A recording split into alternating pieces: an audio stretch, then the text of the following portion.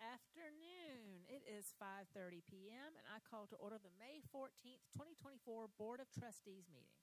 Do I hear a motion to enter executive session?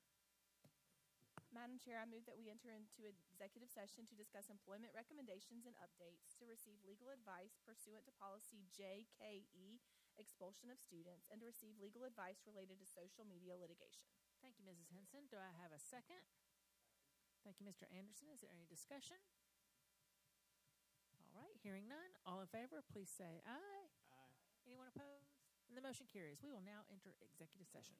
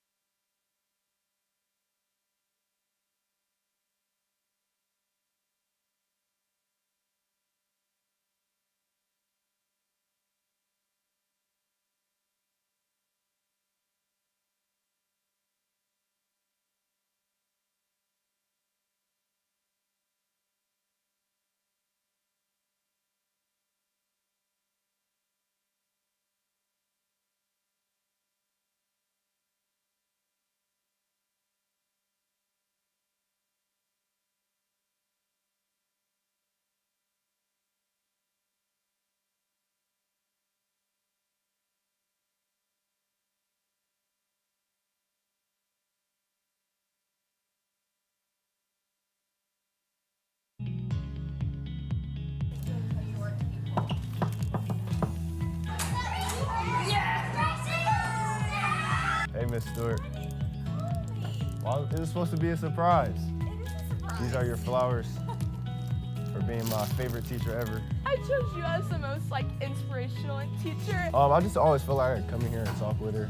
You know, even if I got in trouble somewhere else, I could just communicate with her. She always gave me good advice. I am deeply grateful for the impact you've had on me and for the inspiration you continue to provide every single day.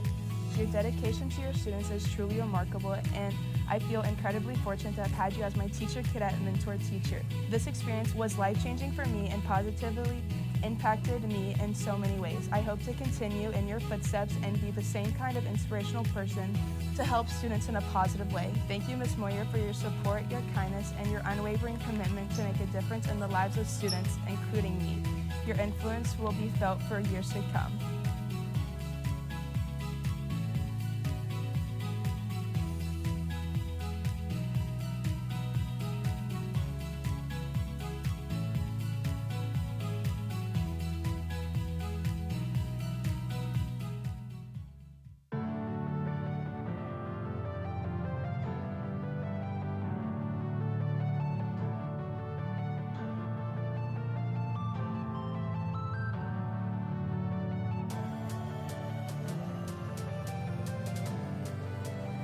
The College Center was established in 2020 to reach a new audience of students in our district, those who are first generation, those who could benefit from a non-traditional approach to high school, and those who come from all 5 of our high school areas.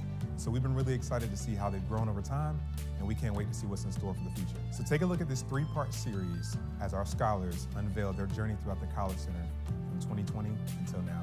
In the beginning of the time where I decided to join the College Center, I remember my parents came to me and they found out about the program. I was really nervous about what it would be like, but I decided to do it because I understood that getting an associate's in high school is a tremendous deal. Really cool experiencing another school as well as being in a program that wasn't the one that I grew up with the same people that I grew up with. In the first years, I'd say that it was being in a different place and doing something good for me. without being in the college center, I'd be in a very different position than I am now. I wouldn't be ahead in my education. Also, I wouldn't think that I'd be taking dual enrollment as a sophomore. When I was in 8th grade, I had no confidence in what I could do as myself. I had no idea where I would be. I didn't know what I could make of myself.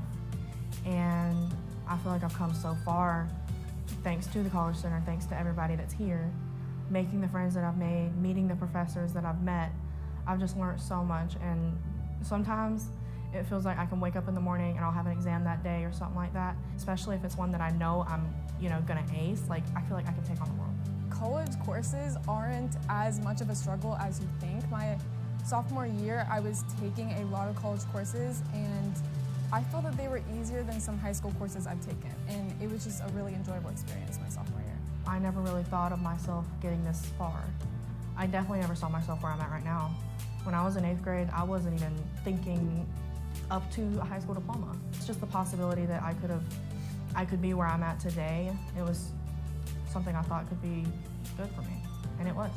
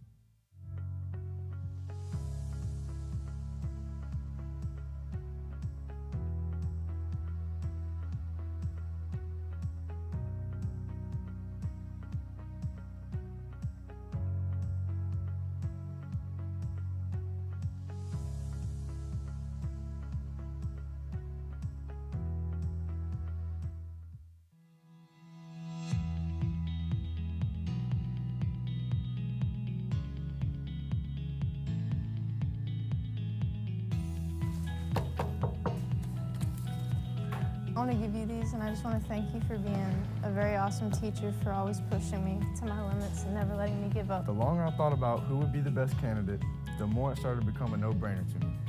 In Manners of Impact, Coach B has been second to none. I appreciate that. That means a lot to me. Thank you very much. Thank you for never letting me give up. I'm not going to let you give up, am I? No. Never. But little did I know, he was sculpting me to be a better man and a better member of society. Coach B has influenced me on and off of the track, in and outside of school. Thank you for everything that you've done for me throughout all my ups and my downs, Coach. You remain faithful, Coach, not just as my coach, but as my friend.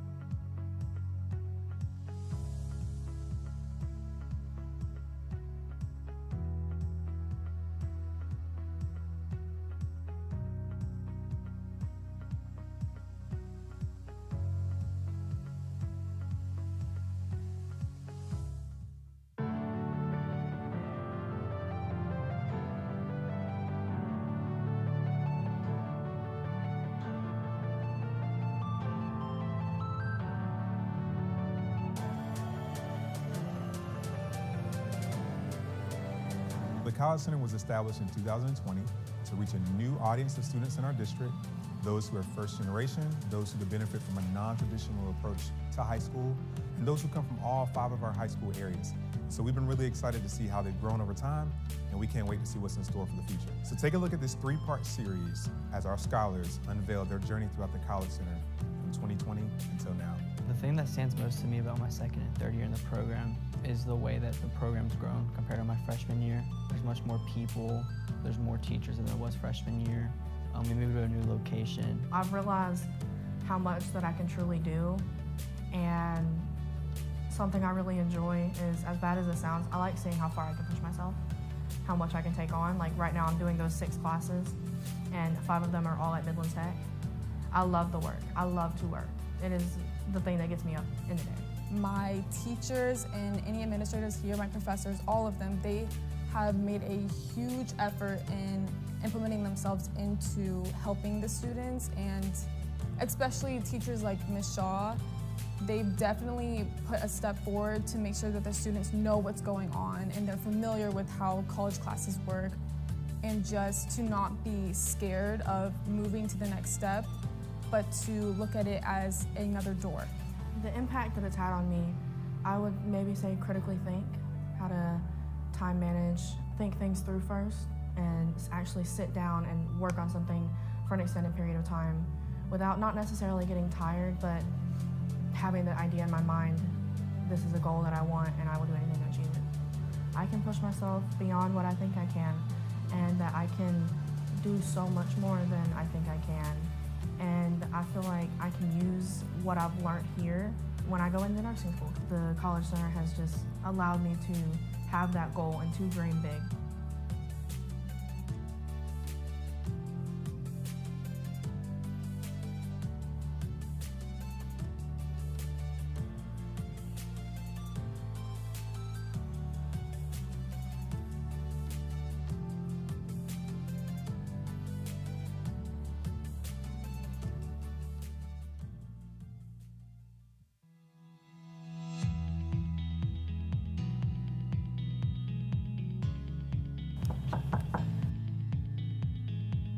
That's for you because you are my biggest inspiration. Miss Tesh, you're the teacher that has had the biggest impact on me. I am truly grateful to have you in my life. You're the reason I'm actually a senior right now. And so the thing is, like, I have my mom, but then it's like I have you as my other mom.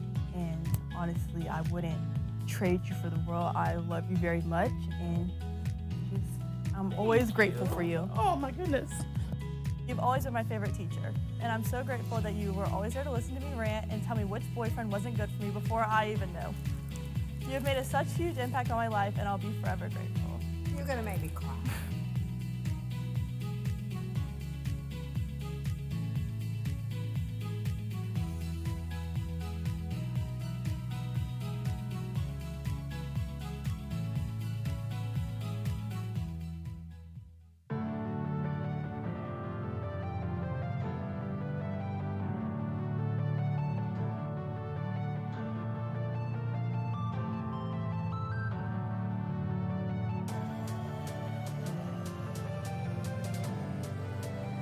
The College Center was established in 2020 to reach a new audience of students in our district, those who are first generation, those who could benefit from a non-traditional approach to high school, and those who come from all 5 of our high school areas.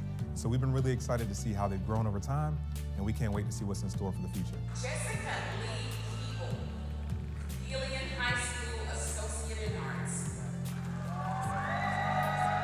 I don't think I really realized how big it would change my life. And I'm a first generation college student, so this is really big for me, for my family. It's like really great to have this kind of representation. Such a great impact. I've learned so much. I've made some amazing friends, lifelong friends, and I've learned a lot about myself. I've grown. I've faced adversity. It wasn't easy. It was hard at times, but I've learned to overcome that and not only learned a lot about myself, but the person that I was becoming. As you move on from TCC, we can't wait to see who you will be. No matter where you go or what you do, we'll always be here cheering for you. The College Center gave us the opportunity, obviously, to get our associate's degree, and definitely without the College Center being formed here in Lexington County, I would have never really been able to get my associate's degree, get those scholarships, be ahead of the game, and also have the opportunity to be the first inaugural class. I want to leave an impact, just to show that you can do this, even though it might be hard. And there's people before you that have done it, so that can be motivation for the underclassmen and the juniors even now, knowing that, okay, these 27 people have done it and I can do it too. I'm the first to do something, so I'm really paving the way and showing that it can be done. And I would really like to show other people in my family, like, it's a possibility, even no matter where you start or no matter where you finish. Graduating college is a big thing, And even at my age, like, this is something I never thought I would do. And I just think that it's so important to be the first to do something and really to just show that all things are possible.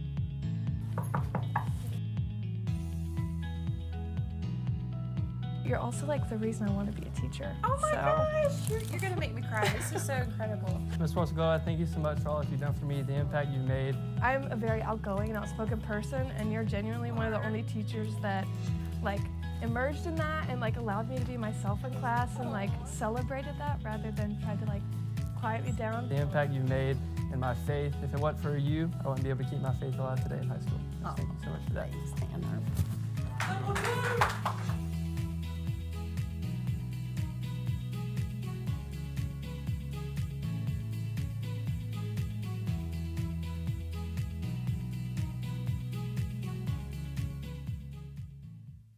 I don't have a specific instance that inspired me to become a teacher. It's been a culmination of life experiences over the years. I coached high school and college sports, and I realized the impact teaching had once that student accomplished a skill and they met their goal, the feeling of reward that they received and that they felt. And there's just nothing better than watching others succeed. Creating a positive learning environment for all students really starts from the moment they step foot in the classroom. We're growing and learning together. It's important to support all types of learning styles and all types of learners so that everybody feels like they have a chance to succeed. I encourage them to be the leaders of the future. We're mathematicians in my classroom, we're scientists, we're authors, we're writers. So we dream big in my classroom, and that's really, truly important. And that is one foundation that they use to become those difference makers in the future.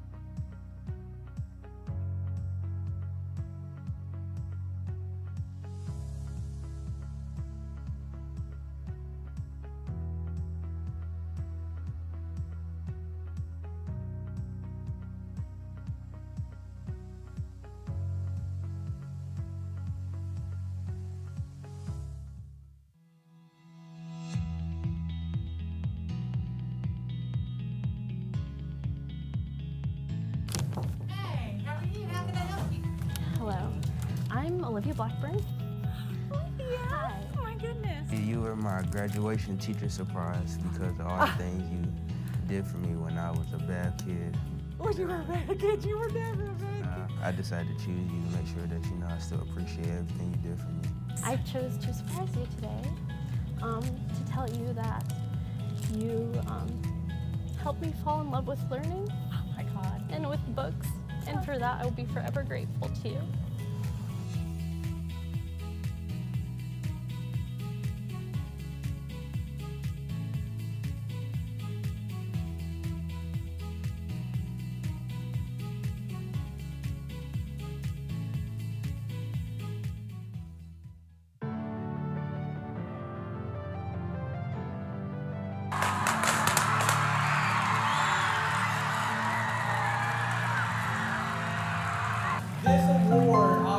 celebrates this year and years past, but it doesn't happen without a vision, right? It doesn't happen without a vision from our principal, Dr. Bill Coon. He empowers us as leaders and teachers to empower the students to showcase who we are.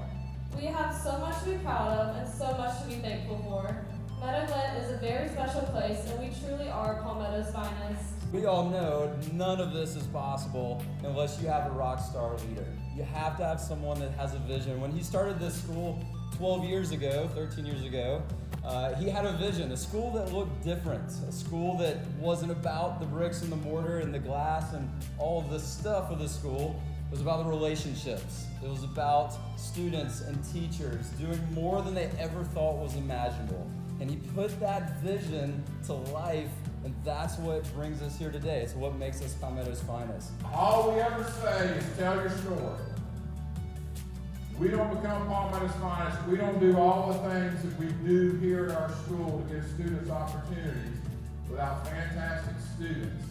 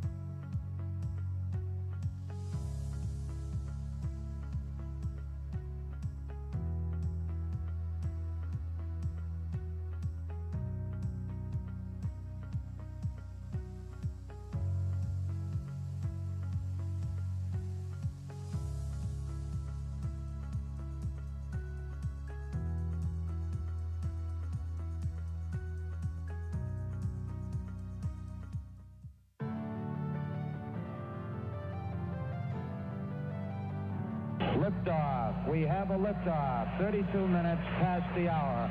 Liftoff on Apollo 11. We learned a lot about the Apollo 11 space mission. We learned about his important role in carrying the team. He was a very important role, and some people didn't recognize him as much. He wasn't like a known person like Neil Armstrong, but he still played an important role. When I started at NASA, I was assigned to the Command and Service Module branch, and as a flight controller. My build-up to Apollo 11 involved working on Apollo 7, 8, 9, back up on 10, and then on 11. I monitored the systems that I was responsible for, namely the propulsion systems on the Command Service Module. I monitored those during flight. We did simulations before flight to see what we would do in the event of a problem. How would we handle the problem? How would we address it? And how would we work it with the crew? The astronauts like Buzz Aldrin and Neil Armstrong, those were like the bodies. But the hidden figures in the like labs and stuff, they were like the smarts behind it. They did all the engineering, coding, and all the data to make it able to get into space. Is one of my biggest goals in education is getting the community more involved in the classroom, and so making it more real world applicable. When they see people from the real world and they're able to apply the background knowledge that they built in the classroom and make connections between the book and people, I can see engagement just skyrocket. Being where you're sitting on the console when Neil Armstrong stepped on the moon, you know that sticks with you forever. Having met somebody from NASA, like, can you just imagine all the conversations they're going to have at home with their family around the dinner table, and really just kind of ripples out into the community, you know, what they're doing here at Lakeside. It was just a terrific time to be on an earth-shattering achievement and be a part of it. Even if a small part, you were part of it and you contributed. I think it's very inspiring. It helps people have someone to look up to, and if someone wants to become astronaut or someone working at NASA, like a scientist, it's definitely showing them that it's possible and that you should never give up.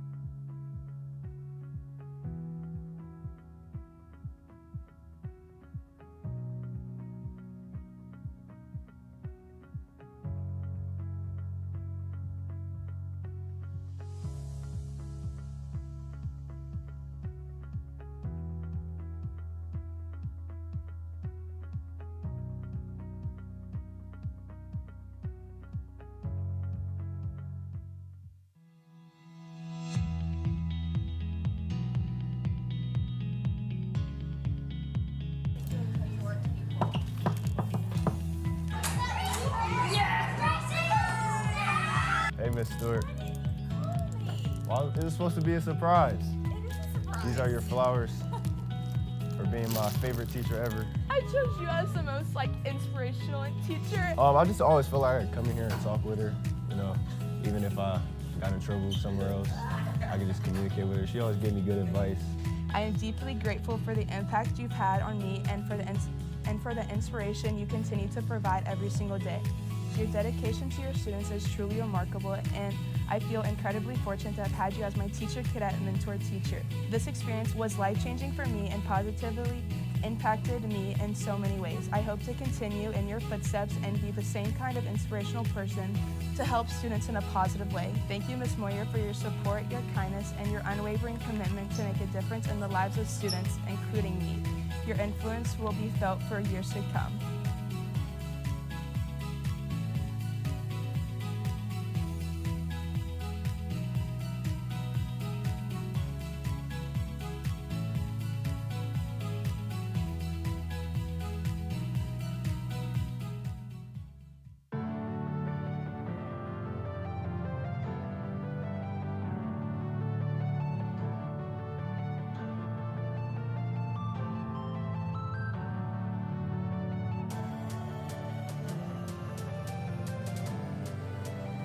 The College Center was established in 2020 to reach a new audience of students in our district, those who are first generation, those who could benefit from a non-traditional approach to high school, and those who come from all 5 of our high school areas.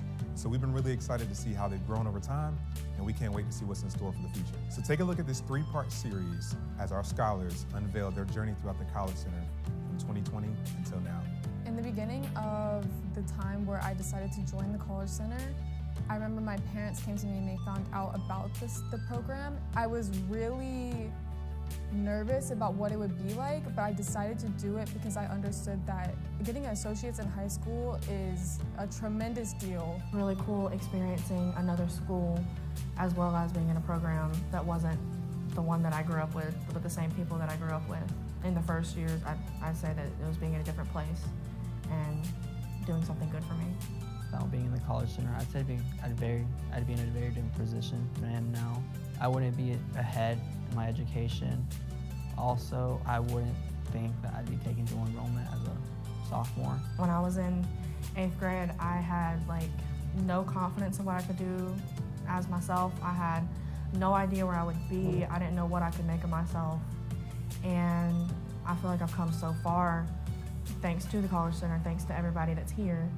Making the friends that I've made, meeting the professors that I've met, I've just learned so much. And sometimes it feels like I can wake up in the morning and I'll have an exam that day or something like that, especially if it's one that I know I'm gonna ace. I feel like I can take on the world.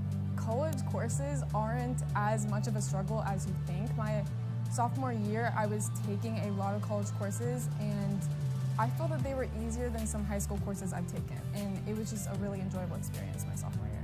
I never really thought of myself getting this far. I definitely never saw myself where I'm at right now. When I was in 8th grade, I wasn't even thinking up to a high school diploma. It's just the possibility that I could be where I'm at today. It was something I thought could be good for me, and it was.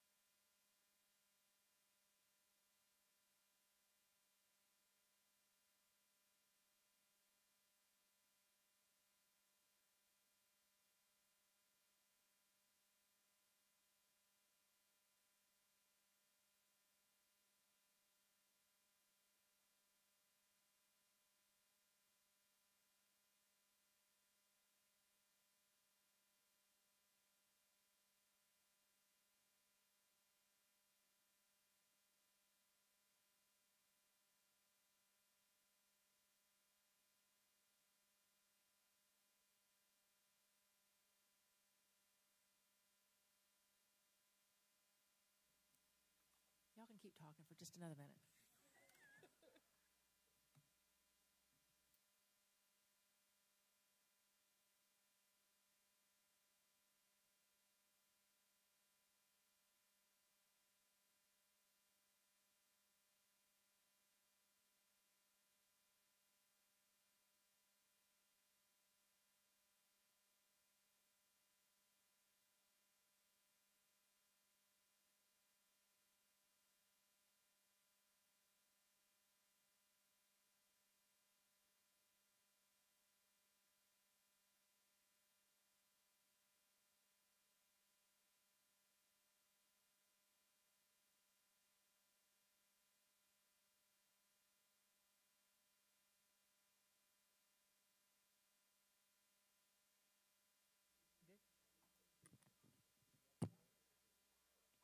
Good. Okie dokie. We're back. Do I hear a motion to conclude executive session and return to general session? Madam Chair, I move that we conclude executive session and return to general session. Thank you, Mrs. Henson. Do I have a second? Second. Thank you, Mr. Anderson. Is there any discussion? All right. All in favor, please say aye. Aye. Anyone opposed? The motion carries.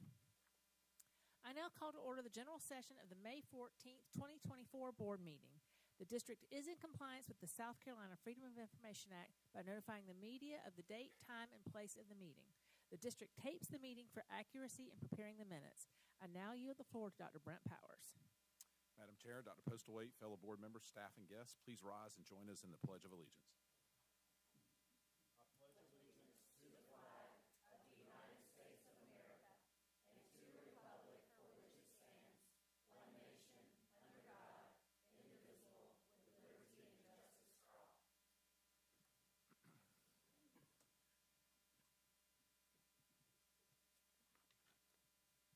Do I hear a motion to approve the agenda as presented? Madam Chair, I move that we approve the agenda as presented.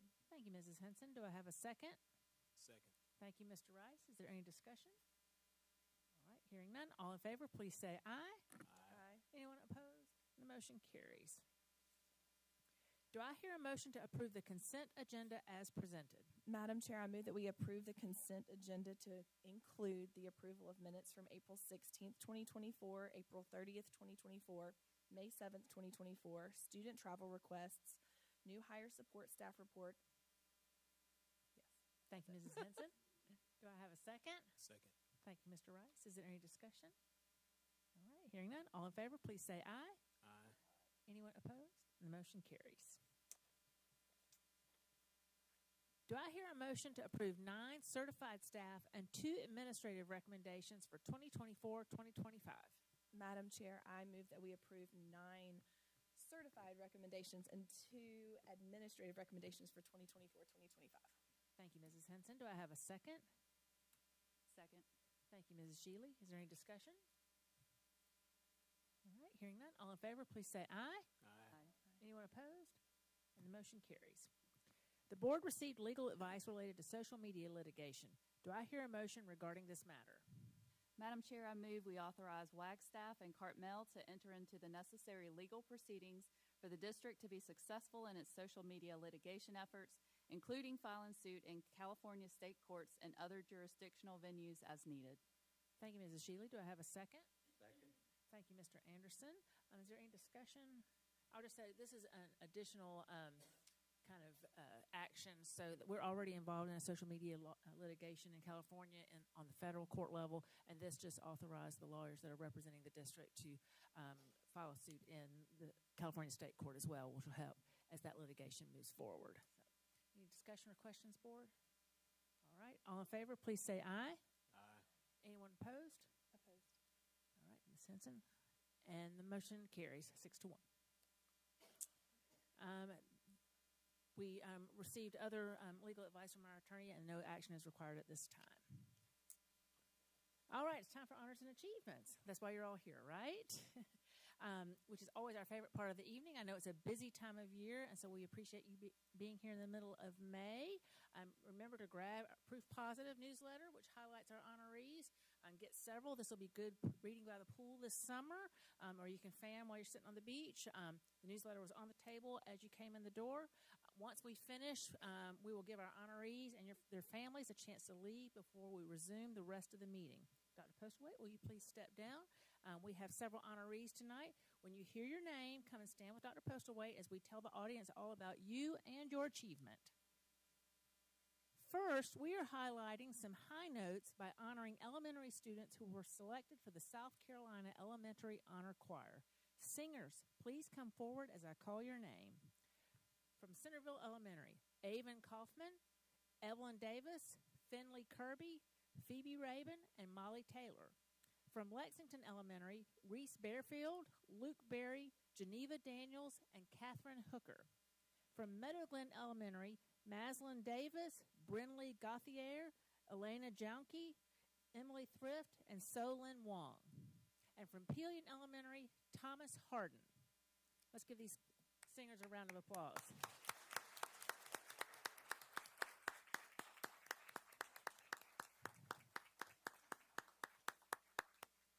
The South Carolina Honor Choir is comprised of auditioned singers in grades 4, 5, and 6 from across South Carolina and convenes annually at the SCMEA Professional Development Conference for a performance. These young musicians are already composing their own bright futures thanks to the dedication and passion of their teachers. Congratulations.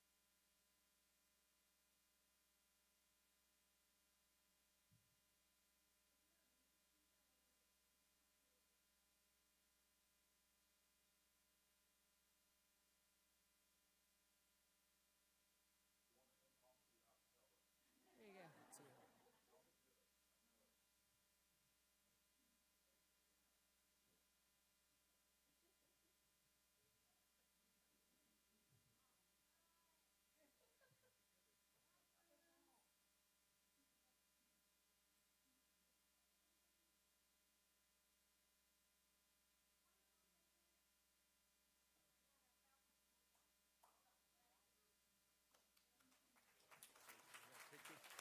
There you go.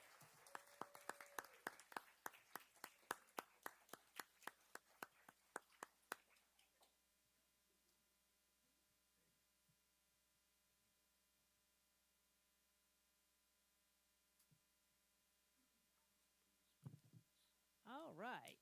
Next, we want to highlight some of our staff and schools. First, would Neil Smith from White Knoll High please come forward? While Neil's coming forward, I will tell you, Neil recently received the 2023 Broyles Award for South Carolina. This award recognizes the top high school assistant football coach in every participating state and celebrates the vital relationship between head and assistant coaches. Alongside the varsity football coaching staff, Neil played a crucial role in White Knoll High School's historic football season last year, where the Timberwolves secured 14 wins and a state runner-up title. Congratulations, Neil.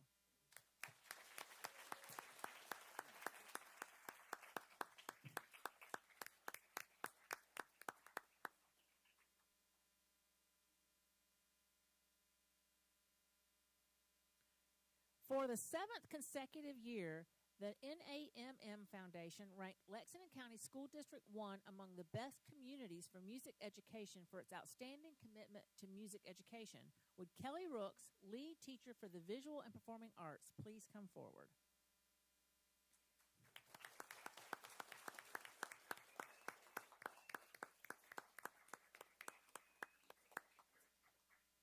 The Best Communities for Music Education designation is awarded to districts that demonstrate outstanding achievement and efforts to provide music access and education to all students, and research into music education continues to demonstrate educational, cognitive, and social skill benefits for children. Congratulations, Kelly, for your hard work and dedication.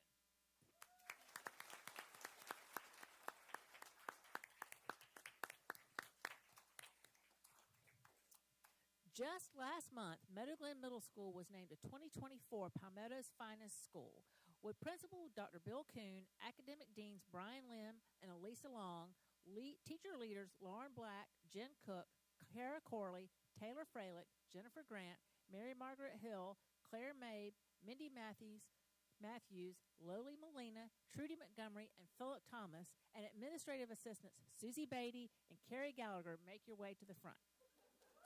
Everybody's here.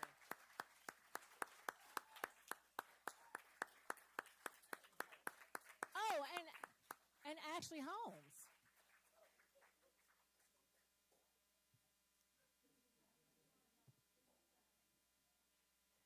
Meadow Glen Middle School serves more than 730 students in grades 6 through 8 who speak 22 different languages. Over the last 5 years, MGMS has consistently exceeded the growth rate and achievement level in both the district and state. By utilizing student diagnostic data, MGMS faculty monitors student progress throughout the year and sets individualized stretch goals to help their students reach their full potential. Meadow Glen Middle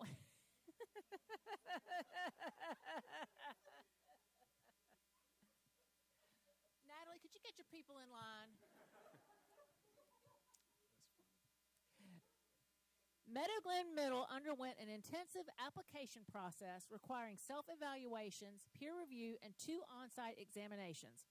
The application and visits verified evidence of exceptional student achievement, instructional programs, professional learning communities, and school culture. The Palmetto's Finest Awards are facilitated through the South Carolina Association of School Administrators. Congratulations.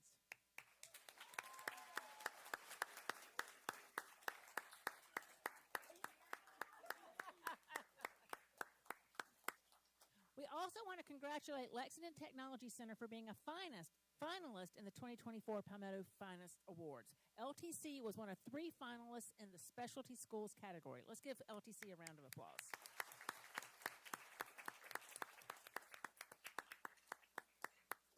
At this time, I would like to turn it over to Julie Washburn, the Executive Director of the Lexington One Educational Foundation. Julie?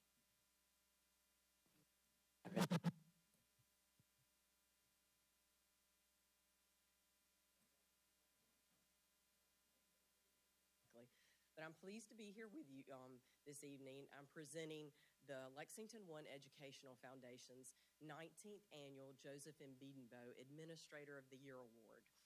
It was established in 2005 by the foundation leaders, and it recognizes an effective and deserving administrator within the current district, while also honoring an esteemed administrator from the original Lexington District 1 staff of 1952, Mr. Biedenbow.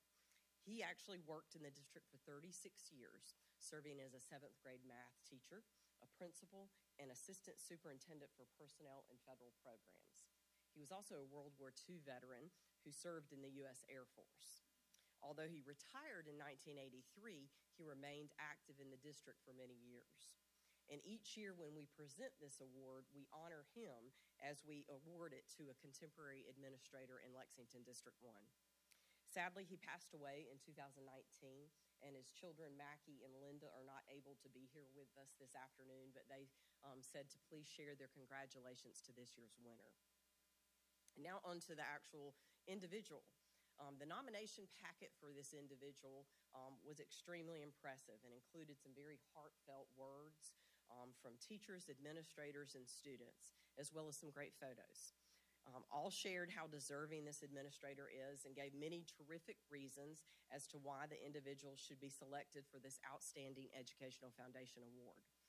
This year's administrator is one who truly makes everyone feel valued, leads with heart in encouraging teachers and students to be better people every day, is a servant leader, and is a champion for students with special needs, is a visionary leader who has helped transform educational practices in Lexington District 1.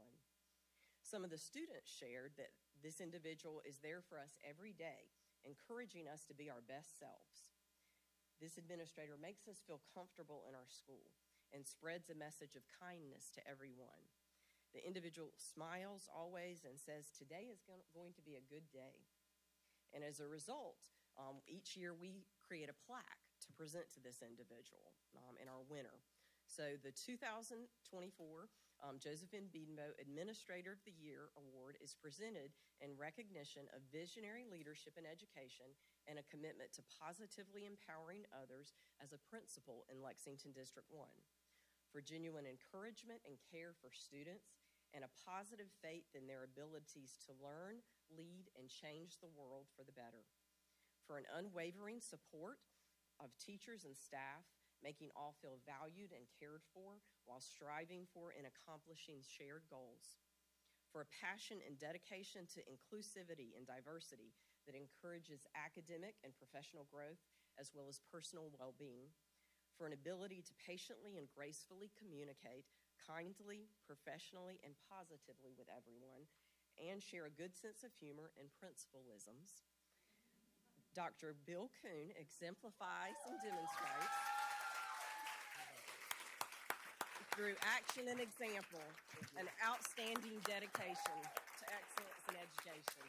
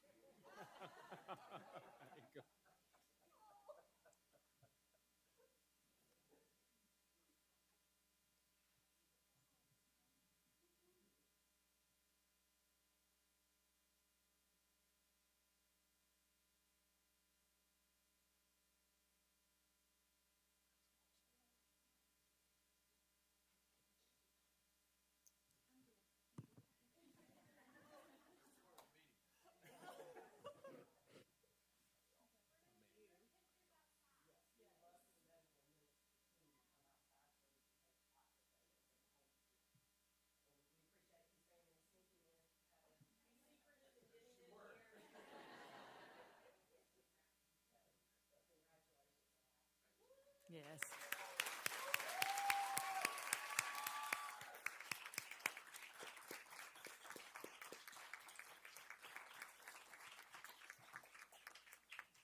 I was a Meadow Glen Middle parent for 9 years and served in a lot of different roles with Dr. Kuhn, and I can just tell you personally that this is well deserved, very much so. He's a big guy, but he's got a soft heart. I can't tell you the number of times in SIC meetings he would tear up talking about a student project or a staff member or 8th grade passages, and so your heart's big, and we really appreciate it. Does this mean you're not going to retire because you got to stay around?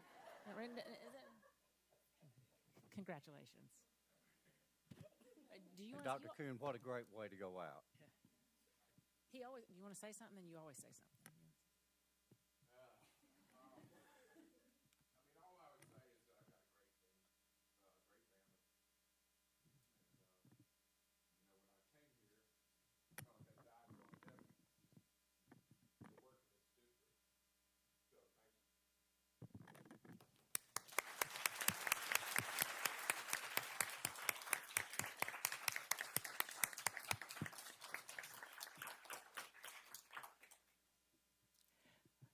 At this time, we would like to recognize the principals who are in attendance with us tonight. If you are a principal, please stand up.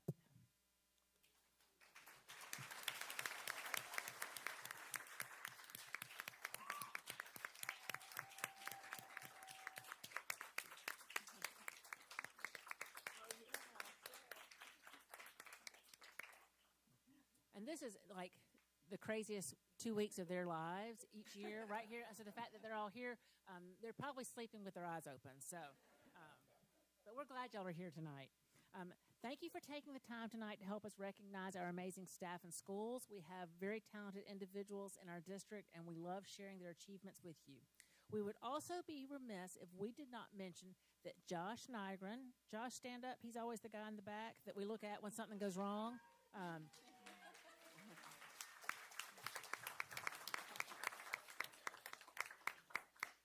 Tonight is his last board meeting with us. He will be transitioning over to Red Bank Elementary to serve as the school's computer technician for the upcoming school year. We will miss you. You keep us rolling over here.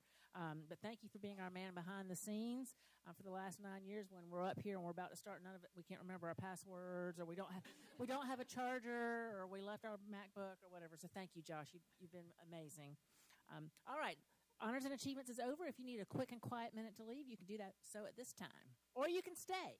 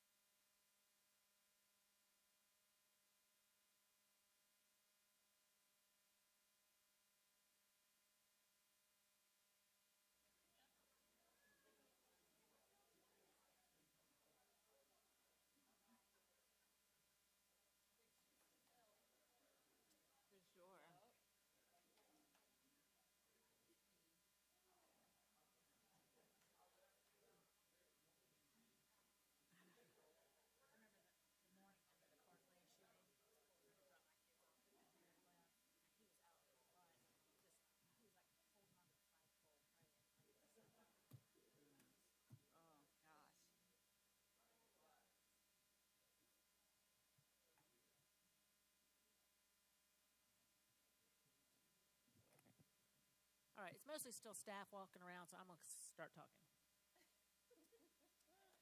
All right, it is time for the superintendent's report. And so I'm going to turn it over to Dr. Postlewaite at this time. Thank you. As my slides get up there, I would just tell you that we do have some handouts tonight that are in your board folder, and you may need to refer to a couple of those handouts as we're talking.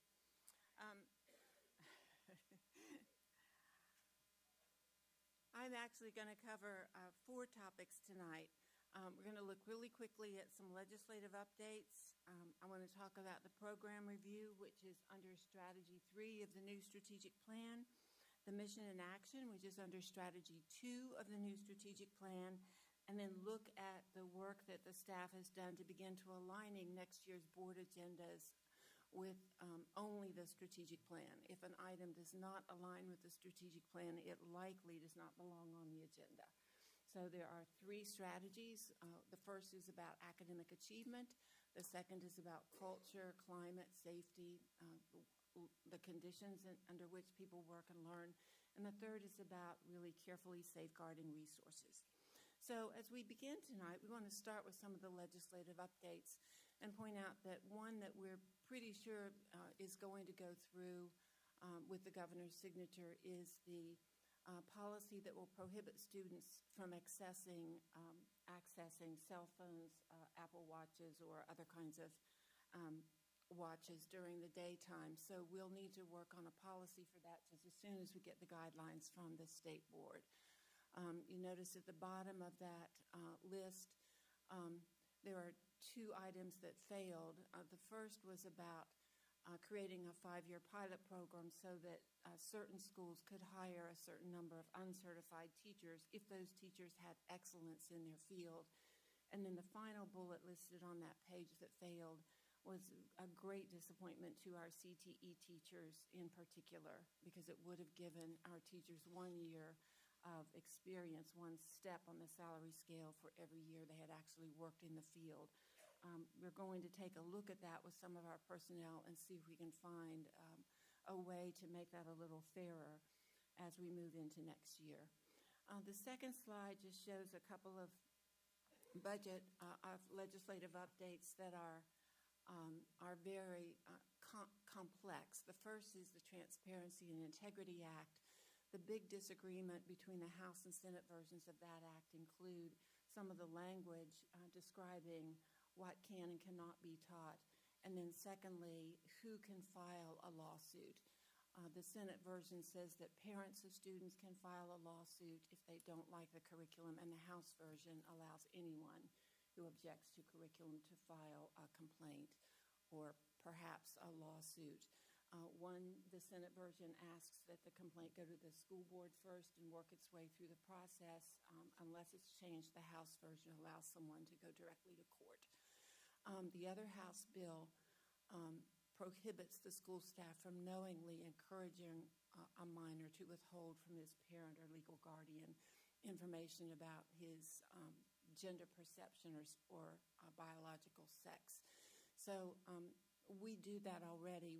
If a student wants to be called a pronoun that's different from the biological pronoun, to my knowledge, we inform the student that we cannot do that without parental permission in a long process. But this new law, if it's passed, will require the principal, the assistant principal, or a counselor to immediately notify a parent in writing if a student happens to mention something that falls within that law. And then the final, Senate Bill 125, is really exciting. It provides an additional scholarship to any student who qualifies for a Life or Palmetto Fellow Scholarship if they're majoring in education. So we're very appreciative of any push we can get to encourage people to major in education. As we look at the next slide, we're going into program evaluation, which is under Strategy 3. It's actually 3.3 when we look at the actions here in a minute.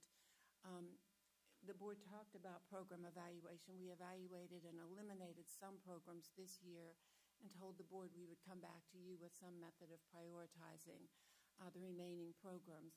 Our staff, we don't have a staff that's specifically for program evaluation. They're the research, evaluation, accountability departments, and they have a lot of work to do. In addition to that work, they're required to evaluate the federal programs that we run, and we explain very quickly what Title II, III, and IV are up there. And then once they do that, they estimate that they'll have the bandwidth to take up about 3 to 5 additional programs under program evaluations, understanding that it takes the equivalent of 7 to 10 days to complete a program review. So what we thought might work is for board members to look at this list, and in your folder you have a ballot you can actually use so that if you want, you can do it before you leave tonight. But if you would list in order of priority those programs that you would like to see evaluated just as quickly as possible, when we come back next time, we can tally your priorities and give the board an opportunity to discuss in June those programs which you would most like to see evaluated. And in the event that we forgot a program, we did leave a place for other option. So do you have any questions about what we're asking you to do, just to prioritize your first through fifth ideas or preferences regarding which programs would be the first to be evaluated? Any questions about that? Dr. Postaway, I just don't know exactly all of these programs. Okay. Where would be the best place for me to maybe, there's just a few on here I don't really know. Right. So. We'll send you, we had that in a previous, it's probably been a board meeting or two ago. Mary Gaskins did that. And Mary, did you want to address that? I assume you just send it back out to board members so they would have it to look at. Okay? And the only one that I think wasn't on that list was the College Center. When we started listing the centers, we realized that that was one that was missing. So I think everyone's familiar with the College Center. Dr. Postaway, I'm yes. sorry, quick question. Is there a way also to get information on kind of the amount of funding that is used for each of these programs so we can kind of figure out which ones are using the most funds and impact maybe the most students? Well, and along that same line, I guess the dedicated FTEs that aren't able to do anything else, I guess, in the building other than these programs. I think that I know that the board chair asked for that before, and I think Mary completed that work. We just didn't get it in tonight's materials. So, Mary, did you want to speak to that? No, the handout does include the number of students impacted, any impact data that we already have available, the cost. We need to add the FTE. We have collected that data, so I'll add that before I send it back out. Okay, thanks. Thank you very much. So we'll remind you of the need to get this information to us before the next meeting. Moving on then, the board's been working on your Code of Excellence, which one of our educators suggested we call the Mission in Action.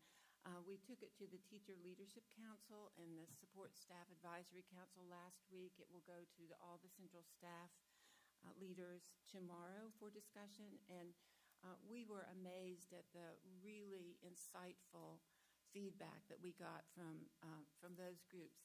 And invariably, in each of the groups, we had someone rewrite the statements for us, and we agreed that their edits were better than our original. So in order that we might have time to take this information back to the groups that suggested the edits, we're suggesting we bring it back to you next fall, just as soon as those who suggested changes have time to look at it again. And then we also talked about the fact, since it'll be delayed a little, that the central staff and board undertake modeling what we think that ought to look like first, so that we ourselves can see how difficult it is in a vexing circumstance to remain civil and to demonstrate those characteristics of the profile of the graduate. Just some important budget reminders. There are 3 major events that are impacting our normal budget process. First, it's the end of the ESSER funding. It was a great era of a lot of additional federal dollars. We were told they were going to come to an end this next October, but actually preparing for that is challenging for everyone. In addition, for the first time, and as long as anyone can remember, our enrollment numbers are down. And then I'm going to talk a little bit more about this on the bottom of this slide. The state funding formula is changed forever. It's not going to change back. And the way it is right now makes it impossible for Jennifer to predict with any accuracy whatsoever what revenue we will receive. As a matter of fact, as we sit here this evening, your chief financial officer does not yet know the amount of state funding we will receive for the current year in which we are operating. Accurate statement? Okay. So we probably are going to need to come back in August and do a budget amendment so that we can get this all straightened up. As you know, the House and Senate versions still vary. And then the final point we made last time, we cannot emphasize it enough. When the legislature says we want to make sure we fund teacher salaries fully, that's wonderful, but the funding is disconnected from what the legislature intended. It goes over into a distribution formula, and the charter schools receive their payment for funding off the top of that aggregate. And then the schools with the most impoverished students, the most special needs students, the most students with who are non-English speakers, the most students who need academic assistance, and CTE students come in there to count for a little bit, are distributed their money. Because we're the 12th wealthiest district in the state at this time, we're toward the bottom of the distribution formula. So that doesn't mean that we will ever get dollar per dollar under this current system. And there's no way to predict what we will get because we don't know how many students in each of those categories every other district has. So all of that is aggregated. The amount per student is calculated, and then that formula is applied in a pretty complex calculus before it comes to us. And then we wanted to just, in your package, you'll see where we've taken all of the action steps that are in the strategic plan. You'll see a little chart that we're using to identify who's responsible for each of these action steps. And then under the final column, as we meet each week, we will talk about where we are in that deliverable. You remember what we told you you could look for at the end of 6 and 12 months. What's our progress toward that, and what needs to come to the board? And Ms. Halliday is going to create an addition to your board docs agenda that will show you exactly where an agenda item aligns to the strategic plan. And we should be able to start that July 1. And then our final slide tonight is just to celebrate a very, very successful school year coming to a close. We expect there to be some really good improvements in student achievement scores in several of our schools. We know that we've improved discipline. Our teachers tell us we still have a ways to go with that. That's still their number one priority. And so we've made some progress this year, and there's more progress to make, but we're really looking forward to celebrating graduation next week. And these two young ladies were featured in People magazine and on one of the national news channels. So if you didn't get a chance to watch that video, it is one of the most touching and heartwarming stories one could ever see. So congratulations to these students and all the others who will be walking across the stage next week. And with that, I'll turn it back over to you with a minute, 24 seconds to spare. Wow. All right. Thank you, Dr. Postlewaite. Moving on to citizens' participation, do we have any speakers tonight, Ms. Ruth? Nobody? All right. I will just remind everyone that you can contact the board at any time through email or call or text us, or send a snail mail to the district office, and it'll find its way to us. But we appreciate and welcome contacts from our constituents. All right, moving on to new business. And so we will, Ms. Miller's been very quiet over there, but it's her time to shine because it is time for the second reading of our budget for 2024-2025. So, Ms. Miller? Yes, good evening, and Anne-Marie Green, Superintendent Dr. Postaway and board members. This evening, we're going to discuss the 24-25 general fund budget, and as you stated, this is the second reading. Dr. Postaway alluded to this. We're here this evening in this unique situation due to three factors. First being the end of the federal ESSER funding, second being a significant reduction in enrollment projections, and then lastly, the new state funding formula. These three factors challenged us to take a step back and to calculate how much does it cost to operate our school district while maintaining Lexington 1 standards. This evening, we will discuss the modifications made since the first reading, the revised projected revenue, and our recommendation for the fiscal year 25 general fund budget. This should look familiar. This has been a graph that has been in all of the presentations. We did move it to the beginning this evening because we want to emphasize the significance of our valuable resources, which are our employees. You can see there that our majority of our spending is in salaries and fringe, the two largest sections there. This visual will also show you what we spend on operating costs that are broken out between variable and fixed costs. One emphasis we want to make sure is it is our recommendation to ensure that all eligible employees receive a step increase and at least a 3% cost of living increase. The proposed salaries are approximately $229.8 million. Fringe is approximately $109.5 million. Then our operating expenses, as I mentioned, split between fixed and variable. Fixed costs are approximately $15.7 million, with variable costs at $29.6 million.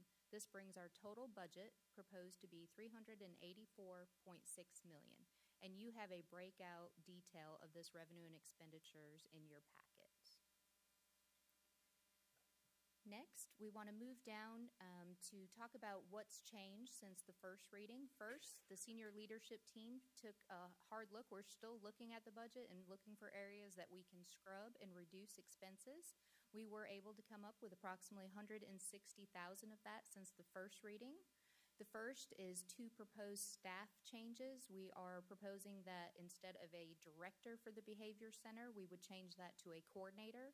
And instead of a manager for procurement, we would change that to, or instead of a coordinator, we would change that to a manager, reducing both of those line items.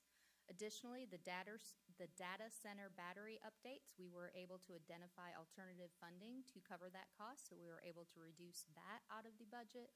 And then lastly, as we discussed last month, the discontinuation of the IB program at Beechwood Middle School. Again, that was a total decrease of $160,000. Next, we had some additions that we needed to include in this second reading. The additions totaled to approximately $988,000.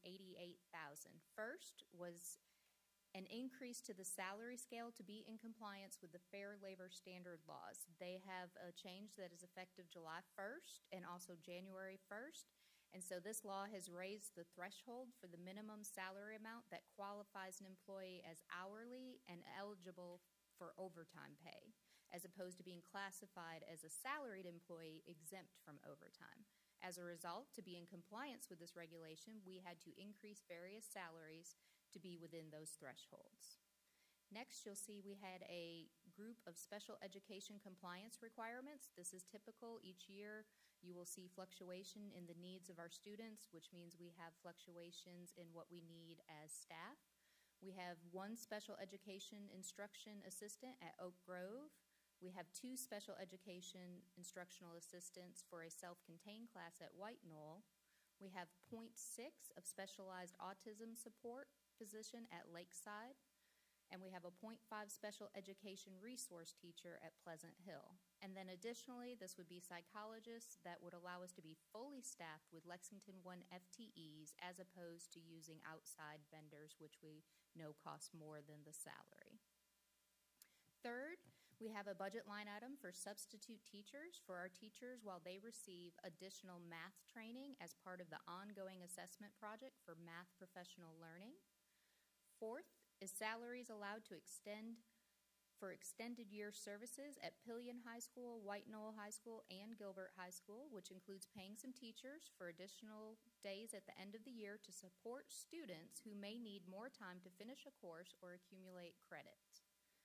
Fifth is a board request that actually includes additional administrative support that would allow a pilot program at a middle school. As you may recall, we have discussed the need to provide additional administrative support for schools who have a high number of students with individualized education plans, Section 504 plans, chronic absenteeism resulting in attendance intervention plans, discipline referrals, and other complex needs. Next year, we will pilot extra support at Pillion Middle School, where we would establish expectations for the program and monitor the impact. Next, there was a change to the board-certified behavioral analyst salary schedule, and in support of hiring the board-certified behavioral analyst for the Connect program. And then lastly, we have payroll adjustments that are made just as part of the budgeting process. As new employees have come on board and others leave, those salary adjustments have to be made based on their current experience level on the scale. And with that, I will turn things over to Mrs. Price. So we thought it might be helpful. In the previous budget presentations, you were used to kind of seeing a breakdown, CS positions, school positions, Atlas, Connect, all these different slides. So we thought it might be helpful if now that as we are kind of closing in on the budget process, if we put that together for you and look at the district as a whole. So on this slide, you will see kind of the positions starting to come together now, and you will see everything kind of tallied up and what we are starting to present to you. In the yellow, you will see positions that really both directly and indirectly serve students and the totals that we are presenting to you for the budget.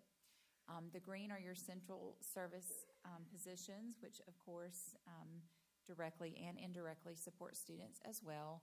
And then to be helpful over to the side, we've also gone ahead and calculated those percentages for you so you can see what percentage of the budget those represent. And over to the side, of course, we're still going to have stipends and supplements which come out of that, which are not included as part of that percentage piece. And as Ms. Miller shared with you, these are inclusive also of the new positions and the new pieces that we added for this reading. All right. Moving next, you have a snippet of our certified salary schedule. Sorry, Ms. Miller, can I ask Ms. Price a question? Absolutely, Previous yes. slide. I think one extra piece of information that might be helpful is at least for the teachers, librarians, and counselors, and then for maybe school administrators and central service administrators, maybe a column that just the average where they are on the step schedule, just because I think our teacher staff tends to be, just because there are more entry-level teachers or early in their career, where essential services, it is folks that have been in the field for 20 or 25 years. I just think that year of service might be helpful to give some qualitative information about those two. You'd like to know how many are on each step on those? Yes, or an average. On average, our teachers are on step 13, but on average, our administrators are on step 23. Okay. Something like that, because that makes a difference in those In the dollar numbers, absolutely, yes. Sure, we can get that data. Are there any other questions? All right, moving on, we have the certified salary schedule. This is just a snippet. You'll notice we don't have years 6 through 19 on there. We couldn't fit it all nicely on one slide, but the board does have the entire schedule in their online packet. You will notice the teacher's starting salary of $47,000. And then also in your online packet, you have the proposed salary scales for support staff. Wanted to make sure you notice that we have achieved our goal of making sure that the entry-level position is at least $15 an hour. Also wanted to show you the starting teacher salary history since 2016. You can see here that the proposed 24-25 budget has an increase on average of 7% for teachers. In 24, that was a 6% increase, and the year before that was a 9.42% increase. So we are continuing to make sure we are increasing the salaries. And I will turn this back over to Mrs. Price to discuss the org chart. Ms. Miller, Yes. just a quick question on that previous slide. It looks like we've been making some substantial changes for the previous years compared to what we've done historically. Is that just primarily to keep up with inflation, the cost of living, or I'm looking at 1%, 2%, 1%, and now we're in the 7-6% to me, which I think is potentially good, but I was just, is that what's dictating us, is really just cost increasing and that type thing, or trying to compete for employees? I guess I'd like for that to be a little bit clearer as to why it's much higher than it's been traditionally, if you have that answer. I think it would be a combination of the minimum salary schedule increasing along with trying to be competitive with our salaries to attract top talent. Thank you.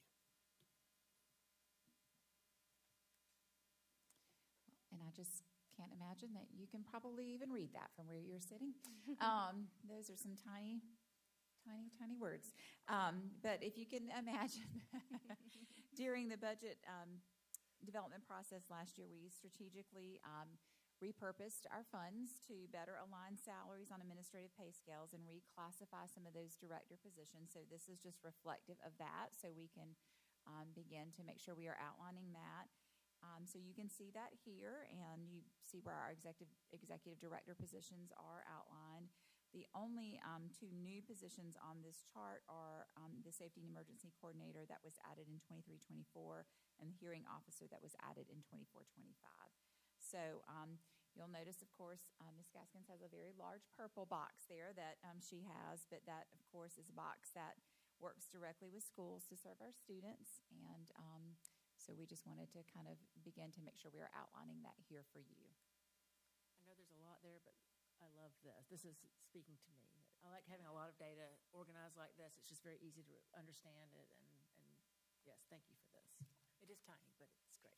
I think it's good, too. The only thing I noticed under operations and student services, we don't list a chief, and we do have a chief. So other than that, it looks clear, but it doesn't show a chief there, so. It's a minor thing. Yes, we will get that fixed. We'll get that.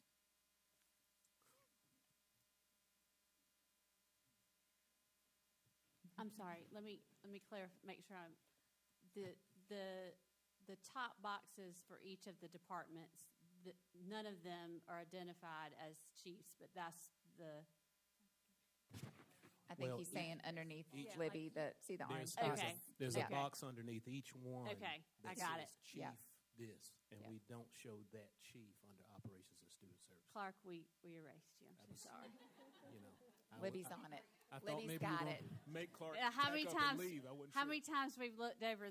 Kimberly and I have edited this together, and we missed the line that was connecting some of it. But how we missed that? So, yep. Kimberly is editing and fixing that as we speak. So sorry about that. Thank you. Teamwork. All right. Are there any other questions before moving on? All right. We have two line items that are proposed by the senior leadership team that we would like the board's directive on. These items are not included in the second reading budget numbers that are presented. The first one would be a special education contingency staffing. This would allow the district to have a budget for unplanned increases in special needs students that have specific staffing needs, such as an instructional assistant.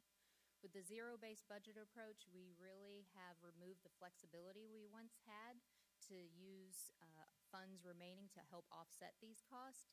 So it's important that we look at this, and we project this amount to be, for 5 FTEs, $375,000. Additionally, there is a request for a mobile computing device repair budget, as some of our current devices are past the warranty date but are not yet on the replacement plan. They'll will be a need for repairs, and in the past, the district had charged for replacement, but we are no longer doing so. The budget for this is projected to be approximately $50,000. So there is a total of $425,000 that is not included in the second reading that we would like the board's input on this evening of how to move forward with. And we can talk about that more at the end, or we can talk about it now. So I have a question about the special education contingency. So 5 FTEs, and you may not have all of this worked out, but the thought is we do have some of our classrooms now where we're unified. We have students that may have some special needs in a just regular general classroom, but some of them may need some additional attention. So will we be able to kind of move those FTEs to those classrooms to help out if we need an instructional assistant, or does that, I guess what I'm wondering is, would the general class and a school be able to tap into that, or will this only be the special education, special needs classrooms, like maybe a CC1 class could tap into these funds, or could we move these around the district? Have we thought that deeply about that yet?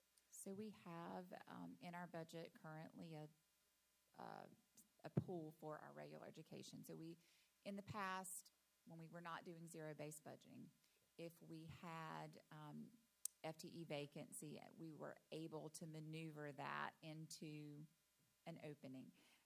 With doing zero-based, we don't have as much flexibility as we've had in the past, which is good. It helps us clean up our budget, but we don't have as much, leeway. So we are, if we get into a difficult spot, if we have a need for a one-to-one, we don't have a pot to go to of vacancies, right? So we are a little nervous about that beginning the school year, especially when in special education, you don't exactly know what your needs are going to be up front. So if we get into difficult situations in special education as we go into the year, we just want to know that we have some vacancies to go to if we need to, if we get into IEP situations where we know we might need a one-to-one or a shadow or different things that we can go to if that's required in the IEP that we know we can pull. If we don't need them, that's great. We will have that pot left over at the end of the year that we can put back into the budget. But, we don't know what's coming, and you never do. So that's a decision, the board can walk us through. With zero-based budgeting, it's just going to be new for all of us, and we're going to have to try to weed through that and figure that out. But we want to make sure students have what they need for sure, and we just don't know what's coming with enrollment this year is going to be really new for us. We don't know where we stand with that. We don't know where we stand with what's going to come, and I don't know, Mary, if you guys know what those numbers are looking like yet. We just don't know, and so this would give us that cushion if we need placement for students, if they need those services to have something there to be able to do. I don't know if does that answer your question? Yeah, I mean, me personally, I like the idea because if I'm a parent of a special education student, whether that student's in a special class or whether they're in, your general class, I want to make sure they get what they need. And to me, I wonder how if schools with us moving FTEs around and enrollment going down and us not even knowing what our funding is this year, will our principals know, hey, I can tap into that? How can I tap into that? Do I have to tap into my school funds to try and supply this, or can I tap? I mean, I like this idea, but I was just wondering kind of how will they understand that process up front so they can make sure students get what they need no matter where they are. And Mr. Rice, to your point, I mean, by law, we don't have a choice but to provide those services. So we as a district would have to figure that out no matter what. So it would be, at what cost do we do that? Do we put it in the pool up front and try to make sure that happens, or do we not put it in a pool and try to cut something else down the road to figure out where it comes from? I mean, we would have to provide the service if it's required in the IEP. So. Okay. I mean, thank you. That's good. I know we've got some of our teachers. Am I saying that correctly, Mary? Yeah. And we do have a process through our special ed department. Schools understand through the IEP process if something is needed, how they access those resources. Okay. Yeah, I just want to make sure, because I know teachers, it's hard to find teachers. Some of our teachers are working as hard as they can, And I don't want them to be in a position where they don't have the support and all of a sudden they leave us and we're kind of caught in a bad position because we didn't give them the support we need. So, I mean, That's right. I really like the idea, but I don't want to, That's right. I mean, I can't speak for the whole board. I'm just speaking from my own perspective. Sure. So. Ms. Miller, to add, I do have a child with in special education, and I will say this does seem to be an area that's growing. And as you're doing zero-based budgeting, you are locking yourself in and knowing that this is something kind of in flux and of absolute need and required. I think it's very smart from a budgeting perspective to put this buffer in there, because otherwise you're just going to go over budget if the need arises. So I support this. Thank you. Can I ask a question about what did our year this year look like? Did we have a lot of vacancies in that special needs teacher and assistant? Didn't we have a lot of issues? Because we had vacancies, we were able to use the vacancies to cover whenever we had a situation that would arise. So because we're taking all those vacancies away and, putting that in, we're not going to have those anymore. So was it hard to find teachers to fill? I mean, so if we get I'm for it, don't get me wrong, but if we give that money, first of all, how many positions? He said 5, but is that true? Is it 5? How many positions is it? Does that cover 375,000? So that would be 5 certified positions. If we needed a 1-to-1, it wouldn't use a full FTE it would be a different fund for that. So historically, mainly we have added 1-to-1s and IAs during the year, every once in a while a teacher to stay in compliance, but typically that is additional support in the way of a 1-to-1. Okay, and are these assistants or are they, okay, yes. So it's a full-time employee that has benefits and? Yes. Okay. That works closely with one student who has very comprehensive needs. Okay. Do we feel like that's enough, 375? usually when we're, to Ms. Gaskin's point, usually if we are adding during the year, it is a 1-to-1 or a shadow at that point. But usually it's an IA. So you're comfortable with that number? It feels like a good starting point. I mean, we'll ask, you can always ask for the moon, but 5 feels like a good starting point for this year. Because to your point, there will be some vacancies that we feel like that we might have over the course of the year that we will also be able to maneuver with. So 5 feels like a great starting point. Okay, thank you. All right, any other questions? All right, moving on to revenue projections. I would typically say this is my favorite part because you usually know exactly what your revenue is. Unfortunately, that is not the case with our new revenue formula. So these projections are just that. They're preliminary. As of 5/9, they changed probably 3 hours after we got these numbers all typed up and ready to go. So it is probably going to have a need for an amended budget in August once we know what the final revenue number is, and that will also allow for us to look at our enrollment at that time. So we did have adjustment to revenue, which was an actual increase of approximately $800,000 from the House version to the Senate version. With that being said, the Senate version was approximately $800,000 less than the House version for the 45th day count. Fortunately, we had a conservative approach, but we did get some good news that our PIBA retirement contribution revenue of approximately $1.6 million is going to continue. So that 1.6 offset by the $800,000 decrease gave us the $800,000 increase. But it is still very uncertain. As I said, right after these numbers were pulled together, I got an email that had a horrible number in it, and about 3 hours later had a revised email where the number was a little better but still lower. So that all being said, we're just going to have to wait until August when we have a better idea of what the revenue is going to be for that figure. Do you sleep much this time of year? Not with not knowing what the revenue is. It is very frustrating. So here are our total revenue figures. As I mentioned, the state revenue, which also has a portion in the transfer in, are the only figures that changed on this, and this brings the total projected revenue to $360,296,952. Again, this does not include your fund balance transfer for either of the fiscal years. Speaking of the general fund balance, wanted to spend some time this evening talking about that. As we are recommending to use the fund balance to help balance the budget, wanted to show you exactly where that came from. For fiscal year 24, we had a budget appropriation of $22.6 million.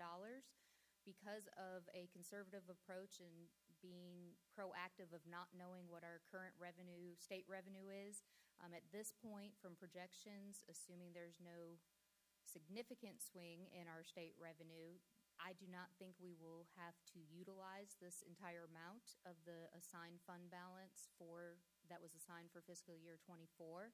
That means we will be able to use that to help balance the budget for fiscal year 25. If more than that is needed for fiscal year 25, that would come out of the unassigned category, which is $70.8 million. Now, keep in mind, there is a board policy that you have to keep 16.67% in unassigned, which would be approximately $64 million. So we only have about $6.7 million more that we could take out of that unassigned to make up any shortfall in the budget. And this is one-time funding, so once it is utilized, it goes away after that, and you would need to find an alternative funding source or reduce expenditures. And now moving on to what our recommendation is for the second reading. This is a similar graph to the first reading. On the left-hand side, you have your total estimated cost that we talked about on the second slide this evening of $384.6 million. And then over to the right, you don't have the subtotal, but your subtotal of your revenue is approximately $360.3 million, which leaves a need of $24.3 million. And as you can see, we have a fund balance category there of the $24.3 million on the right-hand side, which will balance the budget to the $384.6.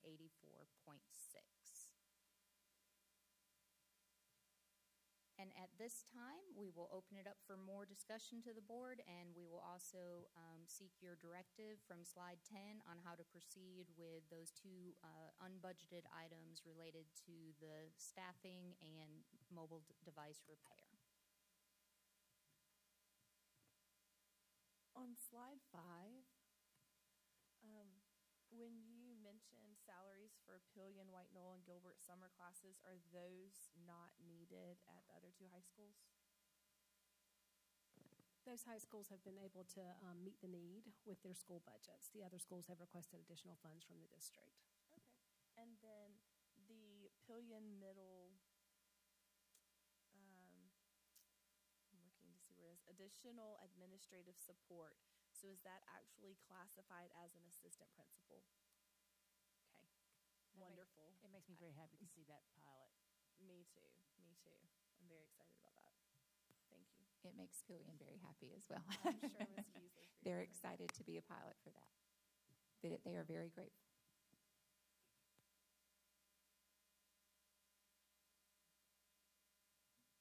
I guess on that same slide 5, we're showing an addition of $988,000.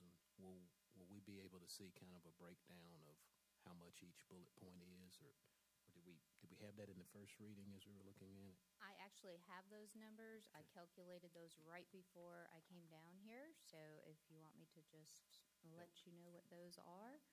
The Fair Labor Law was $143,000. The special education positions, $438,000. The substitute teachers, $190,000. The extended day, $35,000. The pilot AP program, $129,000. Changes to the salary schedule, $45,000. And then about $7,000 of just smaller adjustments for the payroll. Thank you. You're welcome.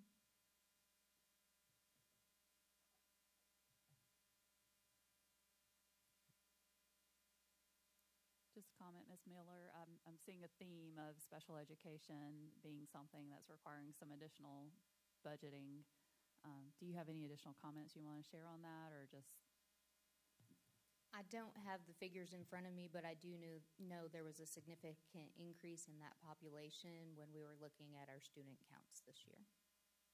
Thank you.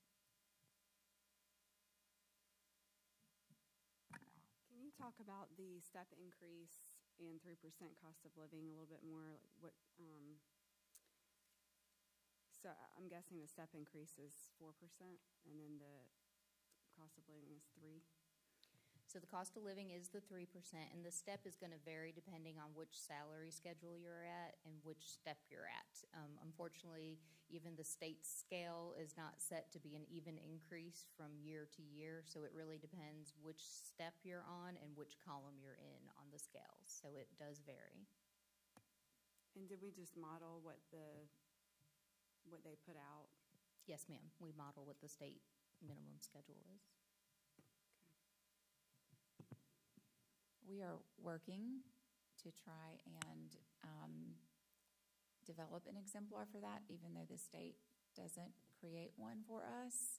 So, for example, on the BCBA schedule that we are developing and on the new scale that we are having to create to be in compliance with the Fair Labor Standards Act, we are going to try to be consistent on our own, even though the state doesn't model consistency for us, to try and begin that process of being consistent in the bands as we go down, so that at least when we begin to process that, we will have some consistency where we start the scales, and as we begin to create some, that we will at least be consistent in the two that we start. So good. I look forward to seeing that, because it won't be across the board because we don't create them all, but at least where we can, we're going to start that process. Okay, thank you.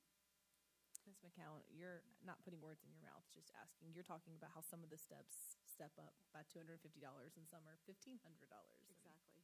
Yeah, what we talked about that day at Capitol. And then I wrote some notes down about the expenditure projection reduction. I guess I just wondered about the behavior center coordinator instead of director. I guess the salary just decreased for those two positions by how much? Is it half and half? Okay. I have the numbers here. While you look, the IB at Beechwood, we're looking to discontinue that. Isn't it also at Lexington High School? It is. So at Beechwood, we had the middle years program. At Lexington High School, we have a diploma program. So it was a full school implementation at Beechwood versus students who choose to participate in that program in the diploma program at Lexington High School. So it's a much smaller version and more intensive version at Lexington High School. I see that's on our prioritization list. So do you know by chance how much we spend on that at Lexington High? So I did have that pulled up. So the annual fee, not including FTE, is somewhere between $50,000 to $60,000, right? Okay, closer to 70, Luke's telling me. And that'll be on the list I shared this week. But it does include some FTE, which I'll include on your list when I send it this week, so you know how many staff members are dedicated to that also. But just keep in mind, they also teach other sections of courses for the high school outside of IB. Oh, good. Okay, So if we got rid of it, then we wouldn't be jeopardizing any positions. No, because those students who are in the classes would still need to have a teacher during that section. Exactly. Okay, great. Thank you. And the figure for the procurement change was approximately $42,000 less, and then the one for the behavioral center was a combination of reclassifications, and so that one had a $3,000 decrease. Okay. Last question. On the devices, I guess I was under the impression that we did replace them all. We still have a few devices that are out of warranty, and so as we continue to refresh devices, then we will have everything under warranty. But for right now, we have some remaining devices. This year, we spent about over $300,000 repairing devices. So we still continue that with a few devices in our elementary schools. Okay. But eventually, once we recycle and refresh those devices, everything will be under warranty. And the idea, and I'll explain in a minute, is to retire devices as they go out of warranty so that we're not paying a cost to fix them. Brilliant. Thank you. Ms. Miller, I don't want to get in the weeds on it because it's pretty complex, but how many for the Fair Labor Standards Act changes, are we reclassifying positions, or are we just fixing it for? I know it's an aggressive change. I mean, it's jumping by 50%, and it's changing people from exempt to non-exempt depending on what their duties are and where they are in the pay range, right? Do we know how many people that impacts, or how many of our positions? So we are potentially going to have to do some of both, but it is going to, we're looking at particularly our H scale employees is a scale that we will have to closely examine. So that's the scale that we are closely looking at, but it potentially could impact other employees in that range. So I hate to name a particular scale because I don't want everyone out there on H scale to panic. But we will be looking closely at anyone in that range, and we could potentially be doing both. So.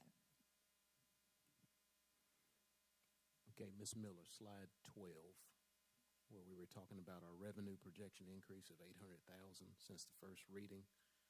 So I guess the question I have is, with the retirement contribution revenue, which is $1.6 million, is that fixed what that will produce for us, or could that potentially change before we finalize the budget? That number has been the same over the previous years while they were doing a increase of 1% each year to the expense. Even though there is not an increase this year, we have been reassured, and we have it in writing from the State Department, that we will continue to receive this contribution amount, and that has remained the same. Okay, and so the Senate version that we have listed with the $800,000 less for Lexington 1, at this point, I know it's hard to predict what they do, but at this point, is that the worst case scenario budget we potentially would see, or could it be something else that comes back, hey, it's $1.2 million less? It is not the worst case scenario. I will tell you the emails I received after this, the first one was a $2 million increase, which was corrected 3 hours later to be a $1.6 million decrease. So we just really don't know what that number is going to be. And also, it has gone back to the House now because it did not pass through the Senate. So it's back to the House version where they have more money allocated to state aid than the Senate did. So we're hopeful that we'll be successful in having more of the House version passed versus the Senate version. Okay, so ideally, when we look at that, if say, for instance, it is worse and we don't get this $800,000 increase, and we look at back where we referred on slide 10 about the special education contingency and mobile computing, would that ultimately come out of fund balance? Just we would adjust fund balance a little bit higher. What we're using for fund balance would be a little bit higher by that, whatever that dollar figure turns out to be. That's exactly correct. It would just become more of an assigned fund balance to balance the budget.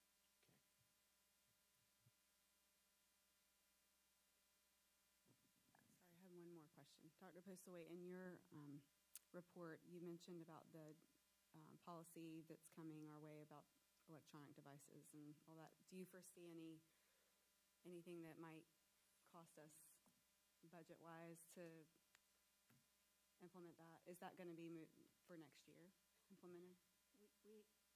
I think it's in the proposal as a budget proviso, although I'm not sure how it will come through. So if we're required to provide the pockets, those specialized pockets that the phones go in that don't allow transmission of the phone, and the pocket locks during the day, there's a question of whether those pockets would be provided for us or whether we would need to provide them. I'm guessing that if we would need to provide the pockets, the implementation date would be effective year after next. But we just don't know.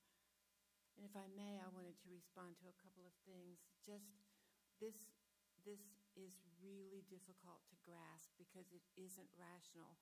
But it doesn't matter how much money the legislature allocates or what people tell us we might get, because until we know how many children in poverty, how many special education children, and so forth, every other district in the state has, and where we fall proportionately, we don't know what share of that money we're going to get. And almost no one understands the that the allocation formula is disconnected from the disbursement formula. So there's no way to project. That's why we did a modified zero base, and we're telling you where we think we have to run regardless. And then the other comment I just want to make is that International Baccalaureate at the high school is sort of like the good housekeeping seal of approval for those who have to work internationally. Scout Motors, for example, is going to, some of their executives are going to bring their children to Lexington High School because the International Baccalaureate program is there. And if you are in the military, that's one assurance wherever you move in the world. If you can put your children in an International Baccalaureate school, you know they're getting a curriculum that's transferable, and that the credits are going to count regardless of what country you're in and what your child needs to graduate. So that's just an interesting factoid to think about as you're considering the costs of things. And as far as the teacher allocation for that, if those children weren't in that section, they'd have to be in another section. So unless your class sections are very, very small for International Baccalaureate, there really isn't much of a charge for a teacher. It's the membership fee that is the big ticket item. So just wanted to explain that. But it's a universally recognized guarantee of a high-quality curriculum with their own assessments. So I'd like to thank the board. I don't know if you have more questions or not, but I was just wanting to say, I know this is hard work. I know there's a lot of uncertainty, and I know this presentation does not reflect the hours and hours that you all have poured in. So I want to say it's really great. To me, it makes it really clear what we're doing, where things are going, and what tough decisions we have to make. But I can't speak for the rest of the board, but like I said before, I would support the special education contingency and the mobile computing portion. I just think it's something that we need, and I think it's something that we need to make sure we support. So if we got to pull that out of fund balance, I think that's the perfect place. I know we've said that's like our savings account and that kind of thing, but just like this year's funds turned out, things didn't work out the way we were projecting, and I know there's a risk with that, but I'm in support of us including that extra item into the budget. Thank you very much. And I was just reflecting last year we asked lots and lots and lots and lots and lots of questions over many sessions. But I really do think that this board understands the school budget much better than any of the boards that I know of. I feel like the questions this year came from a place of knowledge and understanding about how it works. And so thank you for walking us through that last year and for still being patient with us this year. So, and as a reminder, next month is the third reading as well as the public hearing on the budget. So that'll be announced in the agenda. So, all right, any other questions on the budget before we move ahead, Mr. I did Rice? think about one last thing. So for our budget for this second reading, and I can't remember from the first reading, doing the zero-based budgeting, is that the same as almost having 100% fill rate?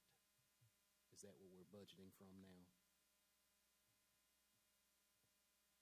I think there's two concepts there. A zero-based budgeting is starting with having nothing in your budget and what do I need to operate this entity. And then vacancy rates and budgeting salaries, yes, we did budget at 100% of the salaries with no vacancy allowance. Thank you. You're welcome. Which makes me very nervous. All right, we will move on to, I've got to get my agenda. First reading of policy ADF, the district wellness. Ms. Miller, we're still with you. I almost forgot. All right, this is just a policy that we're updating. This is just to get it in compliance with the model policy. It's just some changing of some wording, particularly on the first page at the bottom. The district strongly encourages is a word that's being used. We were required to put some type of policy in writing, so this is the policy, is that we strongly encourage. I remember this policy from the Smart Snacks. Yes. This was where we landed after the Smart Snacks. Yes, ma'am. All right, any questions about the wellness policy ADF. This is the first reading. If you have any questions, if you'll send them to administration, they'll be happy to answer them, and we'll have second reading next month. All right. Next, we have the MacBook Community Buyback Program, which we got a hint of earlier. So, Dr. Rivers. Certainly. Good afternoon, and it's my pleasure to share with you this evening some information on our community buyback program. I think about 2 years ago, we had a passing conversation. It would be great if we could sell our devices to especially seniors as they get ready for college, excuse me. And at that time, we couldn't because we were recycling devices, and we really didn't have any room to retire any devices for sale. And so fast forward, we've had a couple years in operation now, really 1 year, where we were refreshing devices, and that allows us now to sell off our older devices to the community and to staff and students. And so we partnered with a group called Secure Tech Solution, the vendor, and they came in and took our surplus devices, our 2017 MacBook, and we had about 1,000 MacBooks. And so they take the best MacBooks out of that bunch and put them up for sale. So not all of them go out. Some of them are too worn to sell, so they grade them A through F, and the ones that have an A, B, or C kind of grade, those are offered for sale to the public. So we had 505 MacBooks that we offered for sale in April, and so that information went out. And so the next slide kind of gives you an overview of what we sold. We sold 505 MacBooks, and it was so attractive and popular at $175 per device. We sold out of those devices within a couple days when we had a week-long sale. So we pre-ordered 185 MacBooks. So we had another batch of MacBooks in our warehouse that we collected, and we're shipping those to Secure Tech now to fulfill the pre-orders of those individuals who purchased MacBooks. So that hopefully will continue. So we plan to try to do something in the fall and spring. So 2 times a year, as devices come in and we collect them, we will surplus them and have them graded and offered for sale to the public. And so we're going to look at our MacBooks, and then we will eventually start looking at iPads that are also being retired. So from this particular sale, the anticipated revenue right now is right over $95,000. So that revenue will go back into Lexington One to support our classrooms, instructional technology, such as interactive panels, any kind of equipment that's used in the classroom. And so we'll use those monies to refresh anything in our classrooms. So over time, as we establish a more secure, refreshing program for devices, we'll be able to sell off devices and use those funds to support purchasing technology across the district. Any questions about that? Any questions for Dr. Rivers? Price of $175, was that benchmarked in some way? How did we get to that price? Was that the market price? Sure. That is the market price on a 2017 MacBook. Good. And so the idea, in a few years, if you know the MacBook type products, we are currently purchasing M1 MacBooks for our freshmen right now. So in 4 years from now, that M1 device may have a higher value, but the older the MacBook, the lower the price when it's resold to the public. So devices typically, the MacBooks have a 4-year warranty, so naturally we want to sell those devices at the 4-year mark, because at that point when they start wearing down and we have to repair them, there's a cost associated. So that's the idea, is that we can start selling those devices in 4 years, may have a higher value to the public, and which means it'll last longer to the consumer. I just want to make sure it was market driven. Yes, it's definitely market value.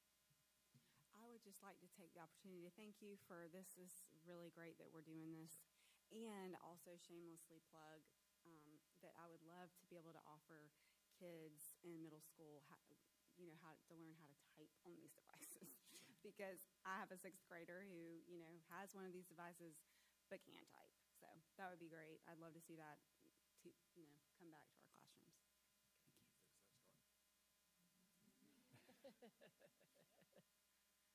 All right. Thank you, Dr. Rivers. Thanks for your support. Okay, last item under new business. As you're aware, we had 3 community conversations in the last month, and so this is just an opportunity for board members to share any reports or feedback or aha moments or anything. I mean, they were well attended, and anybody want to offer anything? When I saw this on the agenda, it reminded me of a Helen Keller quote that says, "Alone we can do so little, but together we can do so much." And I just thought that was great that we had people in our community coming out to have conversations with us about things that we're doing in our district and thoughts that they had on things that we were doing great and things we could do better. So it's nice. Yeah, I don't think I took account of the last one that we had, which was the biggest one at Lakeside. But the first meeting, I think we had about 3 people come, and then the second meeting was about 8, and then the third was a little bit more than that. And there was a lot of feedback and a lot of things that were brought to our attention that we were able to jump on, and it was nice to be able to talk, with each person and really get them answers. Whereas, if they come speak to us here, we can't really do that. So I hope that we can continue that conversation, maybe, once a quarter or something like that. 3 back-to-back-to-back was a lot, to be honest. But it was worth it, and I'm glad we did it, and I would like to see it continue.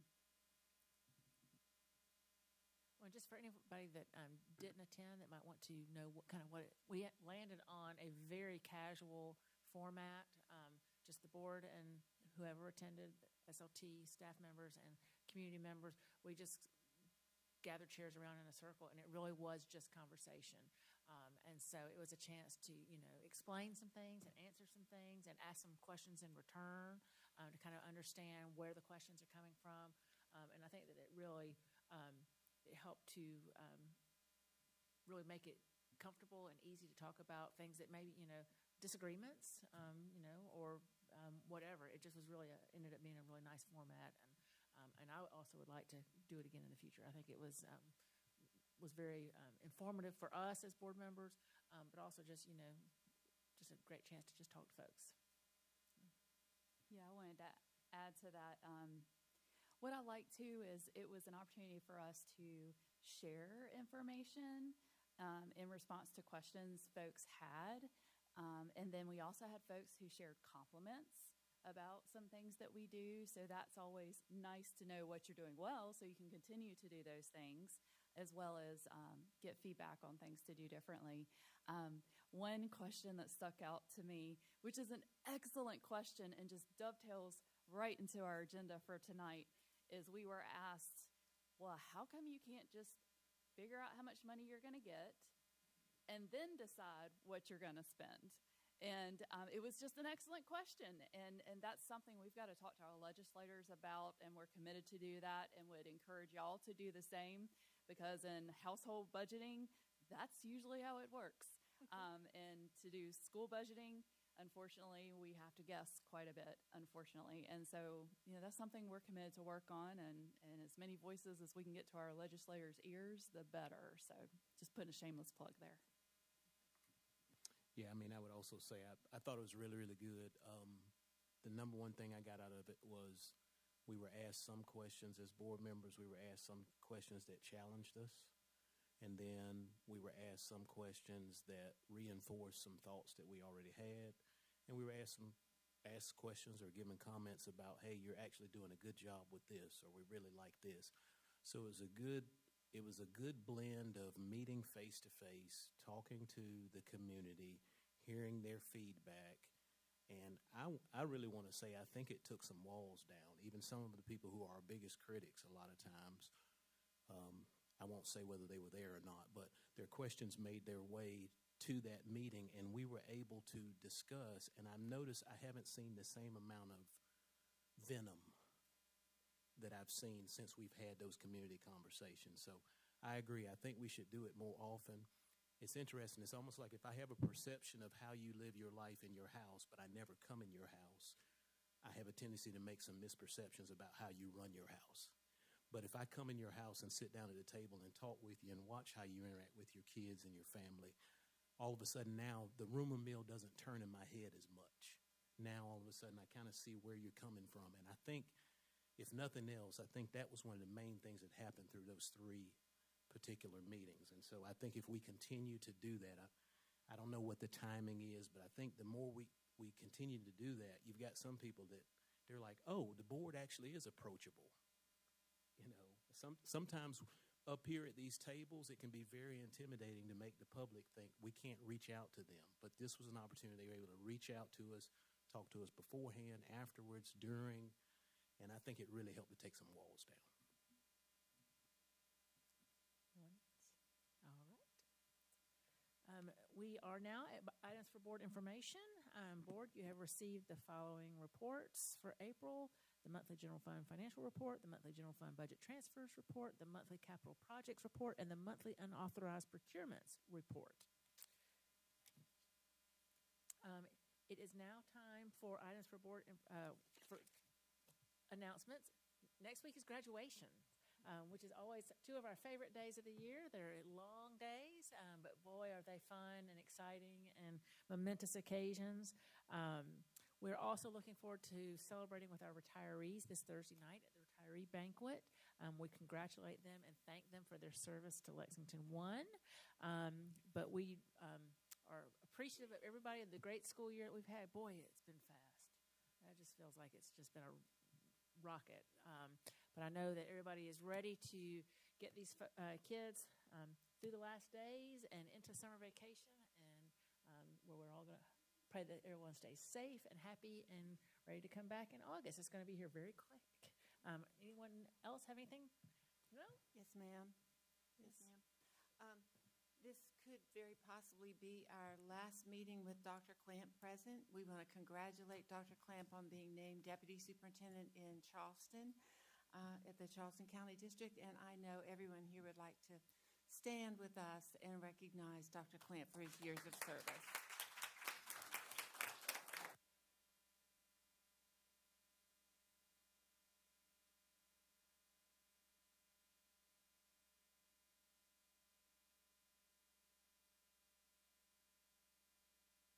Dr. Clamp, would you like to say a few words?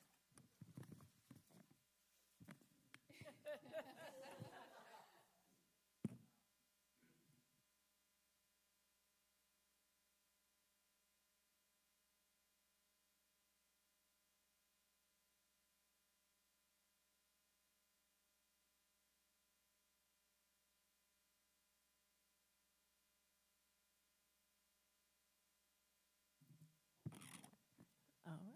Do I hear a motion to adjourn the meeting? Madam Chair, I move that we adjourn.